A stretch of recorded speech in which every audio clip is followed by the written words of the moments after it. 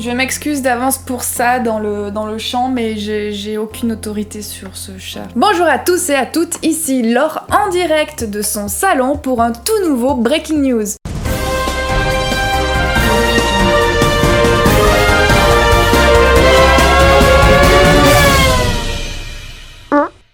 Peut-être avez-vous vu passer cette toile sur les réseaux sociaux, le portrait de Edmond de Bellamy. Il s'agit d'une toile qui a été vendue pour près de 380 000 € dans une vente aux enchères à New York à la fin du mois d'octobre. À l'origine, cette toile, dont la signature est une formule mathématique, était estimée seulement à plus ou moins 7 000 €. Je ne vais pas vous lire la formule mathématique tout simplement parce que je ne sais pas la lire puisque moi, mon skill en maths s'arrête à 1 + 1 = 2. Mais pour quelle raison la signature de ce tableau est une formule mathématique? Tout simplement parce que la création de l'œuvre a été faite en partie par une intelligence artificielle et des algorithmes. Le collectif d'artistes Obvious est un collectif français, et ce sont eux qui sont à l'origine de cet algorithme qui a permis de créer la toile. Cet algorithme d'un nouveau genre s'appelle le GAN, le GAN. C'est pourquoi durant la vente aux enchères, un des membres du collectif a dit « Après l'impressionnisme, le pointillisme, nous sommes les pionniers du ganisme ». Voici une brève explication en vidéo de l'origine de la peinture.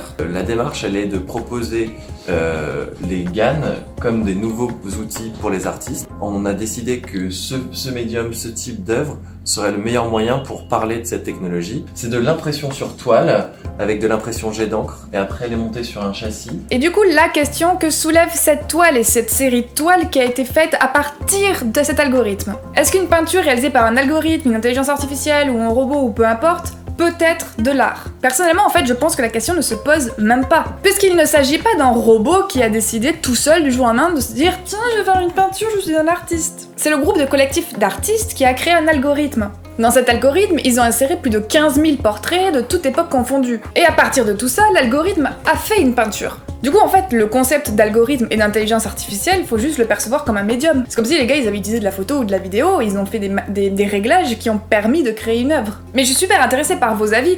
Est-ce que c'est de l'art? Est-ce que c'est de l'avenir de l'art?